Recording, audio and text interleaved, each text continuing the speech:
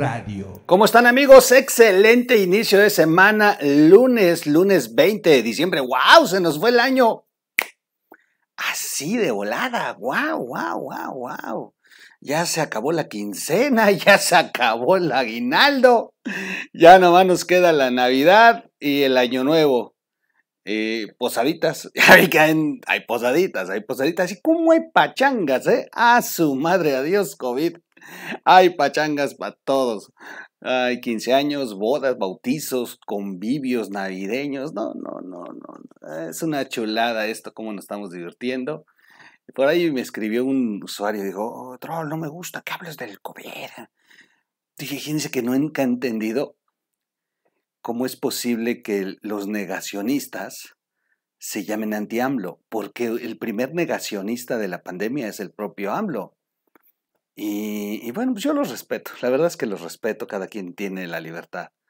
Y bueno, pues lamentablemente yo sí creo, así que ni se enojen, yo sí voy a hablar de la pandemia, siempre lo he hablado y he hablado de las vacunas y todo. Y yo sé que hay quienes no creen, pero pues no se pongan radicales. Ustedes, así como nosotros debemos de entenderlos ustedes deben de entendernos a nosotros, los que sí creemos. Tenemos cada quien la libertad de pensar y creer de manera diferente. Esa es la pluralidad. El problema con el presidente es eso, que él quisiera que todos creyéramos lo que él nos quiere imponer. Y por eso estamos haciendo este programa y muchos, más de 1000 programas que hemos hecho durante estos casi 2 años. No más, casi 1600 programas que hablan de eso, de la libertad. Y siempre hemos puesto aquí algo que le llamamos tolerancia. Y siempre vamos a ser tolerantes con la libertad que tiene cada uno de creer en lo que quiera. Así que está bien, los que no crean, pues no crean, pues ya se los he dicho toda la vida. Nada más no obliguen a los que sí creen, que cada quien camine por las creencias que han tomado de su vida. Ese es lo bonito y la sana convivencia de esta sociedad. El problema es cuando queremos imponer una idea y creemos que están mal porque no creen. Es como los chairos, no los vamos a hacer cambiar. Ellos creen en el presidente, en López Obrador. Se van a ir desencantando cuando comiencen a sufrir la realidad, el trabajo, el hambre, la inseguridad, la salud, cuando ya se trastocan cosas personales, y aún así hay muchos que lo justifican, así hay unos que están sufriendo y se voltean y te dicen que él no es el culpable, que los culpables son los de antes. O sea, dices, bueno, cree en lo que quieres creer, cada quien escoge su destino. Oigan, vamos rápido a una columna, ¿verdad? Formidable, pues para empezar la semana, en lo que va avanzando la agenda de la semana, bueno, a ver, qué desorden. El presidente va a atacar toda esta semana con lo del INE. O sea, ya sabemos, esta semana arranca la madriz al INE, sin duda, para cerrar bonito la Navidad.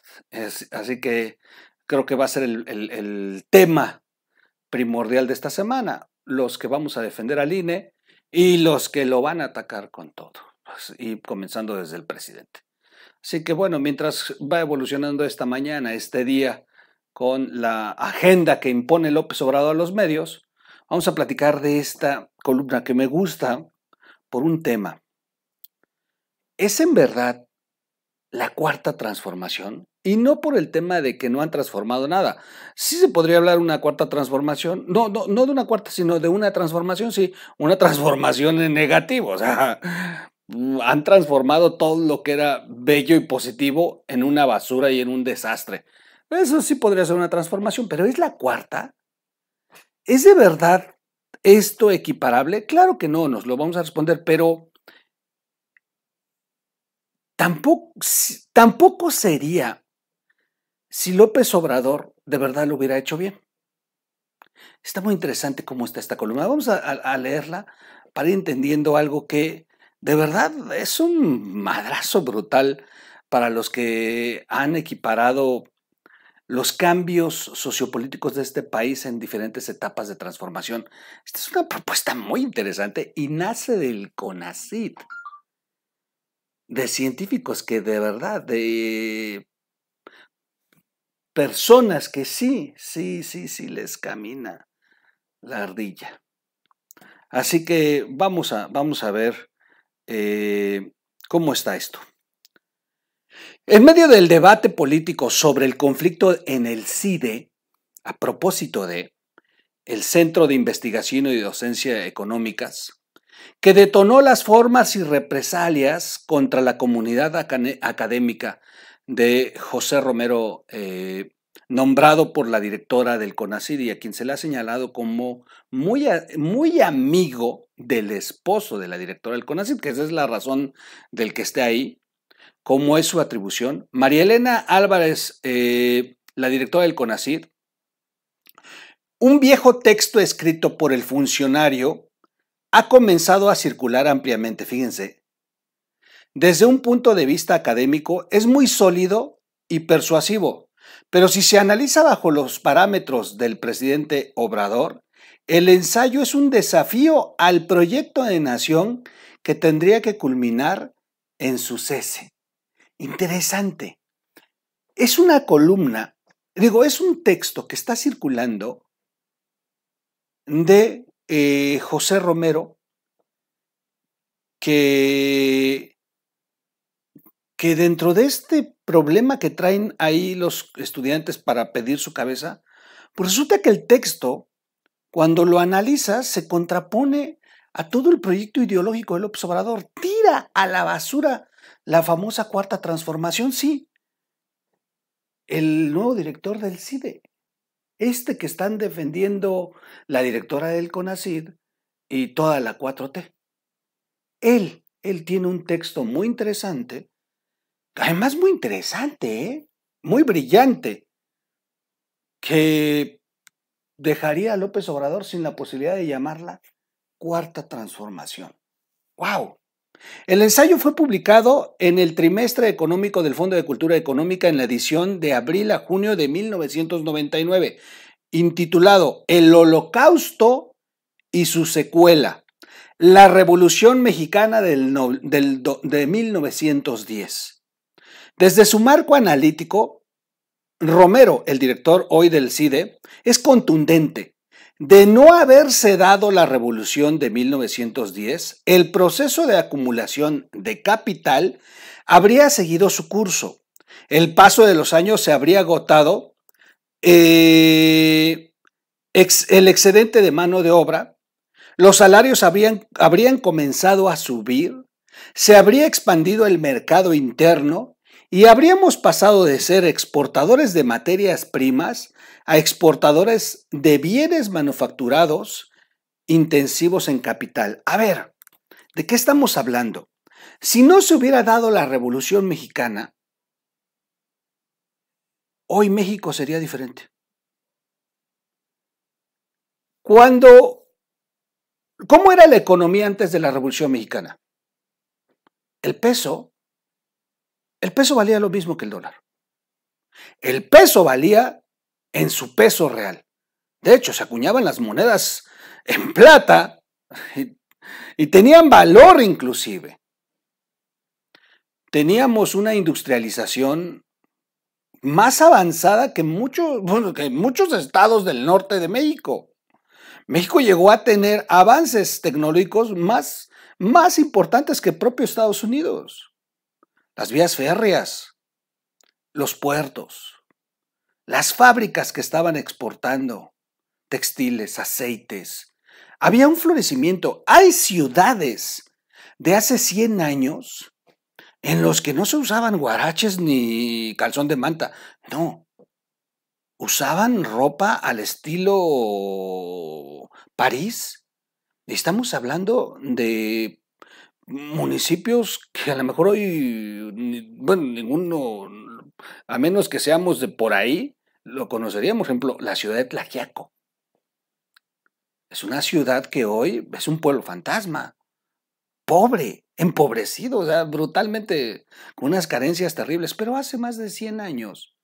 Era una ciudad donde de verdad la moda era parisina, con sus bombines, sus sombrillas, sus guantes, una industria que exportaba materias primas a toda Europa y gracias al ferrocarril y gracias a la industrialización de aquel entonces, y, y hablemos de otras ciudades, Ejutla de Crespo, produciendo jabones, aceites. De verdad que era un México con con muchas fracturas sociales, pero, pero con un capitalismo que estaba avanzando de una manera brutal. Brutal y que a la par así estaba Estados Unidos y así estaban muchas ciudades de Europa que hoy son potencia mundial. Es decir, México venía en un desarrollo a la par, como venían muchos países del mundo. Sí, sin derechos humanos, sin derechos laborales, como estaban muchos países, y que todo eso ha ido caminando, que toda la sociedad ha ido evolucionando. Hoy las mujeres votan, hoy no hay esclavismo, o sea, sí hemos ido avanzando como sociedad en el mundo. Iba a avanzar México tarde o temprano, pero se da la Revolución Mexicana. Esa revolución que López Obrador vende como una transformación. Esa revolución que López Obrador vende como algo que vino a cambiar y a salvar a la nación. No, no es cierto. Esa revolución es la que le vino a dar en la madre un desarrollo a un país en desarrollo que pudo haber sido una de las potencias a nivel mundial. El proceso de acumulación no se habría detenido por 25 años después de la revolución, como lo hizo, y la Segunda Guerra Mundial nos hubiera encontrado con un aparato industrial mucho más desarrollado. El país hubiera aprovechado mejor este acontecimiento y tal vez nunca habría aparecido una estrategia de industrialización mediante la sustitución de importaciones. La calidad de vida de los mexicanos sería muy superior a la que tenemos y viviríamos en una sociedad con menos problemas. Este es el texto que sostiene el hoy director Romero, el del CIDE. ¿Se dan cuenta? ¿Cómo se contrapone a lo que dice el presidente en las mañanas? Este es el sujeto que están defendiendo. Bueno, este señor, cuando escribió este texto, pensaba diferente. Solo en estos dos párrafos hay una profunda crítica a las mantras del presidente López Obrador. La Revolución Mexicana, como la tercera transformación que rige su pensamiento y su ambición política, que considera un freno para el desarrollo mexicano, y el elogio a la gestión y gobierno del presidente Porfirio Díaz, a quien no solo el presidente, sino la historia y el imaginario colectivo estigmatizan como un dictador, que sí lo fue, que dejó el legado neoliberal. Ha sugerido López Obrador que fue una plaga en los últimos 30 años y a raíz de un modelo político y económico que nunca debe dejar que vuelva a crecer.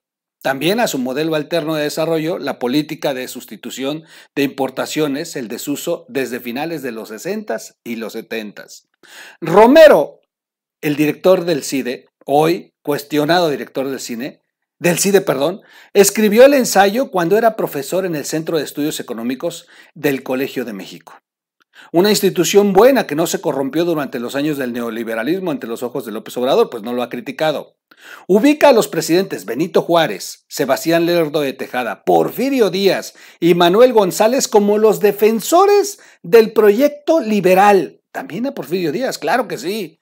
Que bien cabrían en la categoría peyorativa actual de neoliberales, según los análisis de López Obrador, sin duda, por haber sido impulsores de una expansión económica que abarcó 40 años, de 1867 a 1910, y de la estabilización política, donde Juárez jugó un papel inicial clave al lograr que la influencia del sistema político no contaminara el crecimiento económico, con lo cual creó las condiciones para ir eliminando los pequeños enclaves autosuficientes que no solo habían impedido la acumulación de capital, sino que tampoco generaban la paz interna que allanara el camino a las inversiones. López Obrador no los ve en su conjunto. Para él, Juárez y Lerdo de Tejada están en el lado correcto de la historia, los otros no. Para Romero, el cuestionado director del CIDE, la trascendencia para el país en la parte final del siglo XIX hasta antes de la Revolución Mexicana tiene que verse de manera unida con Porfirio Díaz, por la política de Estado que mantuvieron inamovible durante 4 décadas para impulsar el desarrollo y que le permitió a Porfirio Díaz seguir con la industrialización entre 1860 y 1910. Producto per cápita aumentó 168% al pasar de 39.36 en 1960 a 105.57 en 1910. Desarrollaron el país gracias a un modelo que es idéntico al neoliberalismo. Romero escribió: esto significa que una tasa de crecimiento del ingreso per cápita del 2% promedio anual durante 50 años, 2% por arriba del crecimiento de la población, fue brutal. Fue un detonante de estos 4 cuestionados, sí, hoy más, pero en aquel momento quizá necesarios para el México que se vivía. Hoy podríamos cuestionar, pero en aquel momento se requirió decisiones y una gobernanza así. La prueba, finalmente, son los resultados. Y los resultados es que México estaba estallando en el Concierto de las Naciones hace más de 100 años como uno de los países más ricos, con más desarrollo, con más futuro.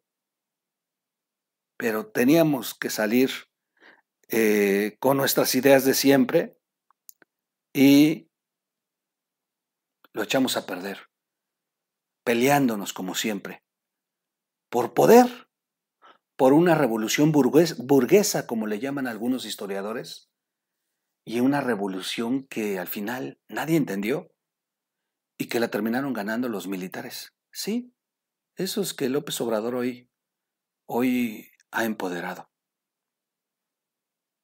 Con la restauración de la República, el gobierno de Juárez logró reducir la deuda pública, fíjense bien, en 79% de 454 millones a 97.4. O sea, hasta pagaron la deuda. Después de estos acontecimientos, los resultados fueron realmente milagrosos. Con esta medida no solo resolvió el problema de la deuda de manera definitiva, sino que para 1900 el país obtuvo una calificación crediticia de país desarrollado.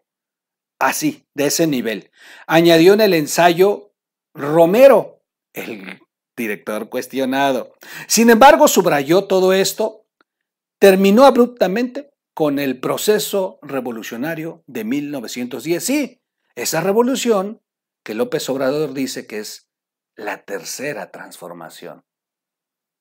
¿Se imaginan? ¿Se imaginan cuando le informen a López Obrador que el director del CIDE que está defendiendo escribió un documento que echa a la basura su cuarta transformación? El director del CIDE se refirió a Porfirio Díaz de entre los 4 de manera más positiva.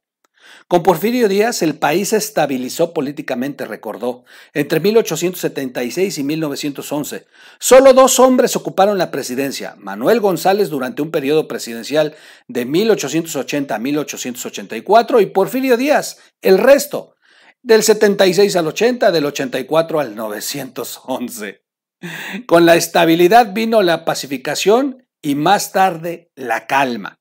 El país se tranquilizó y disminuyó la delincuencia, la inversión extranjera empezó a fluir a montos sin precedente y gran parte de ella se destinó a construir los ferrocarriles. Diferente el desarrollo de aquel entonces, de un México próspero que necesitaba ferrocarriles para seguir en la marcha del desarrollo y no lo que está haciendo López Obrador. Un ferrocarril que tiene mucha incertidumbre de si va a funcionar o no y que finalmente pues lo están mandando para mejorar los negocios de ellos y no un desarrollo como hace 100 años, más de 100 años planteaban estos hombres a los que él inclusive les da la espalda como hombres históricos para México y de no haber estado en el camino correcto de México. Qué estupidez de López Obrador, a pesar de que dice que le encanta la historia. Bueno, el director del CIDE, el cuestionado director del cine Romero, reflexiona sobre lo difícil de explicar el por qué con los resultados de Porfirio Díaz hubiera caído, aunque detalla como una de las explicaciones más interesantes el que no invirtió lo suficiente en programas sociales, que eran indispensables, subraya, para relajar las tensiones sociales que una economía en crecimiento necesariamente genera. En este punto coincide con la estrategia social de López Obrador, pero en el resto es un anatema y pocas veces contradice su pensamiento. No es López Obrador e incluso se encuentra en sus antípodas. La circulación del ensayo evidentemente quiere dañarlo y su lectura en la coyuntura actual es agridulce. Sí, ahorita lo ha de querer esconder. El economista se muestra intelectualmente honesto, pero como político de la causa quedó lastimado y expuesto ante un presidente que por menos ordenó la destitución de funcionarios o vetó nombramientos por sus vínculos neoliberales o capacidad autocrítica. Ese tendría que ser su destino inmediato si prevalece la congruencia del presidente, es decir, donde López Obrador de verdad descubra este documento, adiós al director del CIDE. Por eso lo estoy retomando, por eso lo estoy escribiendo, y ojalá y se replique, y ojalá y le digan a López Obrador, oye, ¿ya viste el documento que escribió Romero? Se contrapone, defiende los principios neoliberales, hasta pone como un estratega económico y un muy buen presidente a Porfirio Díaz. Todas esas cosas que López Obrador ha tratado de vendernos de otra forma en la mañanera. Se contrapone a la ideología principal del presidente, la cuarta transformación. Es el propio Romero el que la destruye con este excelente ensayo que escribió. Yo ya lo conseguí y la verdad es exquisito. Habla sobre el tema de los programas sociales no como un tema como lo ve López Obrador, sino como un tema de justicia social, lo que estoy hablando en este momento. En aquellos tiempos eran otros tiempos y lamentablemente todavía no había una cultura de pensar en los mínimos derechos humanos y laborales de los trabajadores. Costó mucho trabajo, costó mucha sangre hacer entender también a los hombres de capital que la mano de obra necesitaba tener ciertas condiciones que con el tiempo se fueron conquistando y hoy en día hasta muchos dicen que es un exceso por la forma en que se ha caído en el sindicalismo, en el corporativismo, del manejo de los derechos laborales para fines políticos. En fin. Yo hasta aquí lo dejo, está muy interesante, muy, muy interesante. Habría que seguir pues comentándola. Es de Raimundo Rivapalacios, es la última que escribió el viernes, no se la pierdan. No podía dejar de ponerla aquí. Oye, ya ni pusimos la imagen, ¿no? Me quedé platicando con ustedes. Sí preparé una imagen, miren. Sí preparé una imagen ya para editorializar. Bueno, pues yo hasta aquí la dejo para no hacerla más larga. Ya ese inicio de semana. Vamos a ver cómo nos separan las noticias. Vuelvo a insistir, va a estar lo del INE. No me han preguntado mucho cómo podemos hacer para la defensa del INE. No permitir que gane la versión de ellos. Hay que salir con la verdad, exponer. No la cancelaron, la están posponiendo. Hay que poner en la mesa los 3 puntos que propone Lorenzo Córdoba. Hay que mostrarlos, hay que compartirlos, hay que enseñar que la propuesta está muy interesante y al final de cuentas en el punto 3 lo dice Lorenzo Córdoba y esperar a lo que diga la Corte. Si la Corte pues ya nos va a mandatar, pues a ver qué vamos a hacer.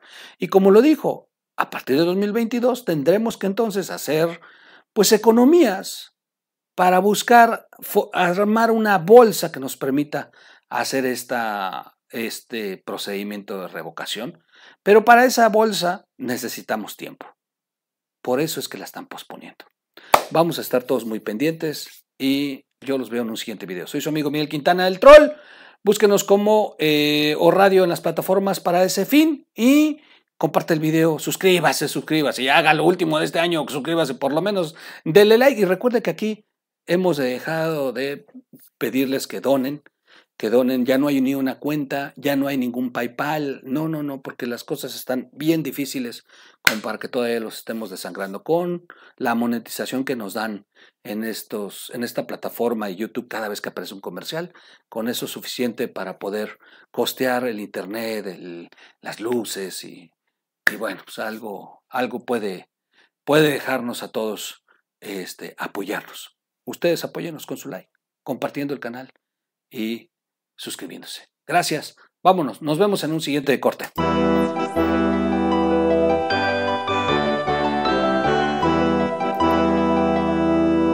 O Radio.